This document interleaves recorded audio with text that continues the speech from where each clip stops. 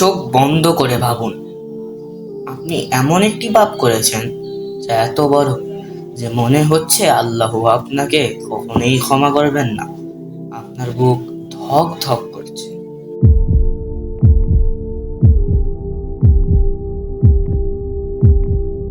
আপনার মনে হচ্ছে আমি এত পাপ করেছি, আমি কি আদৌ ক্ষমার যোগ্য? আমার কি আর কোনো আশার আলো আছে? আপনি ভাবছেন আমি যদি এখন মরে যাই, আমি কি সরাসরি জাহান্নামে চলে যাব? কিন্তু বন্ধুরা, আল্লাহর দয়া কত বিশাল! আজ আমি আপনাদের এমন এক বিস্ময়কর কাহিনী শোনাবো যেখানে একজন মানুষ এত ভয়ানক পাপ করেছিল যে সে নিজেও ভাবতে পারেনি তার জন্য আর মুক্তি রয়েছে। কিন্তু শেষ পর্যন্ত কি হলো? সে কি জাহান্নামের অধিকারী হলো নাকি জান্নাতের? তাহলে চলুন শুরু করি এই চমকপ্রদ একটি কাহিনী। অনেক বছর আগে এক ব্যক্তি ছিল যে ৯৯ জন হত্যা করেছিল। হ্যাঁ, আপনি ঠিকই শুনেছেন, ৯৯ জন হত্যা। তার অন্তরে কিছুটা অনুশোচনা জন্ম নিল। সে ভাবল, আমি কি সত্যিই আল্লাহর কাছে ক্ষমা পেতে পারি? সে লোকদের জিজ্ঞাসা করলো, আমাকে একজন জ্ঞানী মানুষের কাছে নিয়ে যাও, যে আমাকে বলতে পারবে যে আমার জন্য মুক্তির কোনো উপায় আছে কিনা। লোকেরা তাকে একজন ধার্মিক উপাসকের কাছে নিয়ে গেল, যে দিনের পর দিন শুধু আল্লাহর ইবাদতে মগ্ন থাকত। লোকটি গিয়ে প্রশ্ন করল, আমি ৯৯ জনকে হত্যা করেছি, আমার কি আল্লাহর কাছে কোনো ক্ষমা পাওয়া সম্ভব? উপাসক শঙ্কিত হয়ে বললেন, ৯৯ জন হত্যা? না, তোমার জন্য কোনো ক্ষমা নেই। এই উত্তর শুনে লোকটির অন্তরে ক্রোধের আগুন জ্বলে উঠল। সেই উপাসককে হত্যা করলো এবং এইভাবে ১০০ জন মানুষকে হত্যা করে ফেললো। তবু তার অন্তরে একটা ভয় জন্মালো। সে আবার জানতে চাইলো, আমার কি সত্যিই কোনো মুক্তি নেই? এবার তাকে একজন প্রকৃত ইসলামিক আলেমের কাছে নিয়ে যাওয়া হলো। আলেমের ধীর স্থিরভাবে তার কথা শুনলেন, তারপর বললেন, হে আল্লাহর বান্দা, কে তোমার জন্য আল্লাহর রহমতের দরজা বন্ধ করবে? নিশ্চয় আল্লাহ তোমাকে ক্ষমা করবেন। তবে তিনি আরও বললেন, কিন্তু তোমাকে তোমার পরিবেশ বদলাতে হবে। তুমি এখন যে দুষ্ট শহরে আছো, এটা তোমার জন্য ভালো নয়। তুমি একটা নেককার শহরে চলে যাও, যেখানে আল্লাহর ইবাদত করা হয়। লোকটি আনন্দিত হলো। সে বলল, আমি এখনই বের হব, আমি আল্লাহর পথে ফিরে যাব। লোকটি রওনা হলো, কিন্তু পথের মাঝেই সে অসুস্থ হয়ে পড়ল। তার শরীর দুর্বল হয়ে গেল, তার নিঃশ্বাস ভারী হয়ে গেল, আর চোখের সামনে অন্ধকার নেমে এলো। সে মারা গেল। এখন দুই দল ফেরেশতা এলো। আযাবের ফেরেশতারা বলল, এই লোকটি পাপী, সে ১০০ জন মানুষ হত্যা করেছে, সে জাহান্নামের হকদার। রহমতের ফেরেশতারা বলল, না, সে তওবার জন্য বের হয়েছিল, তার অন্তরে অনুশোচনা ছিল, সে আল্লাহর পথে চলেছিল, সে ক্ষমার উপযুক্ত। আল্লাহ তাআলা এই তর্ক শুনলেন এবং বললেন, তোমরা মাপ করো।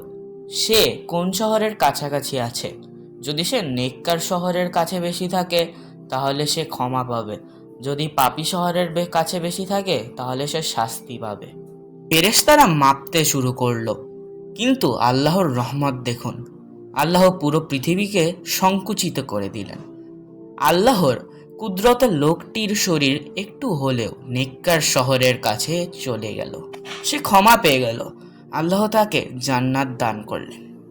এখন এই গল্পটি শুনে যে মূল প্রশ্নটি তৈরি হয় সেটি হচ্ছে, আমরা এই গল্পটি থেকে কি শিখলাম? আমরা এই গল্প থেকে যা যা শিখেছি তা হলো, ১ নম্বর, আল্লাহর রহমত সীমাহীন। যত বড় পাপই করুন না কেন, যদি আপনি সত্যিকারের অনুশোচনা করেন তবে আল্লাহ অবশ্যই আপনাকে ক্ষমা করবেন। আল্লাহ বলেন, আমার রহমত আমার ক্রোধকে ছাড়িয়ে যায়। সহিহ বুখারী। ২ নম্বর, সঠিক জ্ঞান অর্জন করা জরুরি। খুনির প্রথম ভুল ছিল এমন একজন মানুষের কাছে যাওয়া যে সঠিক জ্ঞান রাখত না। আমাদেরও উচিত সঠিক ইসলামিক স্কলারদের কাছ থেকে ধর্মীয় জ্ঞান নেওয়া। ৩ নম্বর, ভালো পরিবেশ বেছে নেওয়া জরুরি। আলেম তাকে বলেছেন পাপের জায়গা ছেড়ে ভালো পরিবেশে যেতে। আমরাও যদি খারাপ বন্ধু বান্ধব ও পরিবেশে থাকি, আমাদের উচিত তা পরিবর্তন করা, কারণ পরবর্তীতে আমরা তাদের স্বভাবটি নিয়ে নিজেকেও নষ্ট করে ফেলব। 4 নম্বর, তবা করার জন্য কখনো দেরি করা যাবে না। খুনির জীবন শেষ হওয়ার আগেই সে তবা করেছিল, আর তাই আল্লাহ তাকে ক্ষমা করেছিলেন। মৃত্যুর আগে যে কোনো সময় তবা করা সম্ভব, কিন্তু দেরি করা বিপজ্জনক। 5 নম্বর, আল্লাহর কাছে কিভাবে ক্ষমা চাইবেন? তবার 3টি শর্ত আছে। 1. পাপের জন্য গভীর অনুশোচনা করা। 2. তৎক্ষণাৎ পাপ ছেড়ে দেওয়া। 3. ভবিষ্যতে পাপ না করার দৃঢ় সংকল্প নেওয়া। আমরা যদি এই 3টি শর্ত বজায় রেখে আল্লাহর কাছে ক্ষমা চাই, তাহলে আল্লাহ তাআলা আমাদের নিশ্চয়ই ক্ষমা করবেন। তাহলে ইনশাআল্লাহ আমরা এই শর্তগুলো মেনে আল্লাহর কাছে ক্ষমা চাব। এবং সর্বশেষ 6 নম্বর, বেশি বেশি ইস্তেগফার করা। নবী সাল্লাল্লাহু আলাইহি ওয়াসাল্লাম বলেন, যে ব্যক্তি বেশি বেশি ইস্তেগফার করবে, আল্লাহ তার সব সমস্যা সমাধান করে দেন। সহিহ মুসলিম। প্রতিদিন অন্তত 100 বার আস্তাগফিরুল্লাহ বলা উচিত। এখন আমি আপনাদের এমন 3টি দোয়ার কথা বলবো, যেগুলোর মাধ্যমে আল্লাহ তাআলা আপনাকে একবারে ক্ষমা করে দিবেন। আপনারা প্রত্যেক মুনাজাতে এগুলো পাঠ করার চেষ্টা করবেন। 1 নম্বর, রাসূল সাল্লাল্লাহু আলাইহি ওয়াসাল্লামের তওবার দোয়া। বিসমিল্লাহির রহমানির রহিম। আল্লাহুম্মা আনতা রব্বি লা ইলাহা ইল্লা আনতা খালাকতানি ওয়া আনা আবদুকা ওয়া আনা আলা আহদিকা ওয়া ওয়াদিকা মাস্তাতু আউযু বিকা মিন শাররি মা সানাতু আবু লাকা বিনিমাতিকা আলাইয়া ওয়া আবু বিযানবি ফাগফির লি ফাইন্নাহু লা ইয়াগফিরুয যুনুবা ইল্লা আনতা। এই দোয়াটির অর্থ হচ্ছে, হে আল্লাহ, তুমি আমার রব, তুমি ছাড়া কোনো সত্য উপাস্য নেই। আপনি আমাকে সৃষ্টি করেছেন এবং আমি আপনার দাস, এবং আমি যতদূর সম্ভব আপনার চুক্তিকে ধরে রাখি। আমি যা করেছি তা অনিষ্ট থেকে তোমার কাছে আশ্রয় চাই। আপনি আমাকে যে অনুগ্রহ দিয়েছেন তা আমি স্বীকার করছি, এবং আমি আমার পাপ স্বীকার করছি। আমাকে ক্ষমা করুন। ক্ষমা করার ক্ষমতাটা শুধু তোমার কাছেই গো আল্লাহ, তুমি ছাড়া আর কারো নেই। 2 নম্বর, নবী ইউনুস আলাইহি ওয়াসাল্লামের দোয়া। লা ইলাহা ইল্লা আনতা সুবহানাকা ইন্নী কুনতু মিনাজ জালিমিন। আপনারা নিশ্চয়ই অনেকে এই দোয়া সম্পর্কে জানেন। এই দোয়াটি ছোট হলেও এর ফজিলত অনেক।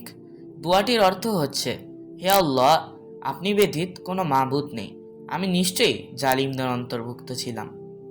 3য় এবং সর্বশেষ দোয়াটি হচ্ছে সহজ ক্ষমার দোয়া। আস্তাগফিরুল্লাহাল্লাযী লা ইলাহা ইল্লা হুয়াল হাইয়ুল কাইয়্যুম ওয়া আতুবু ইলাইহি। ইনশাআল্লাহ আমরা নিয়মিত মোনাজাতের মধ্যে এই 3টি দোয়া পাঠ করার চেষ্টা করব। তাহলে আজকের ভিডিওর মতো এতই রইল। আসসালামু আলাইকুম।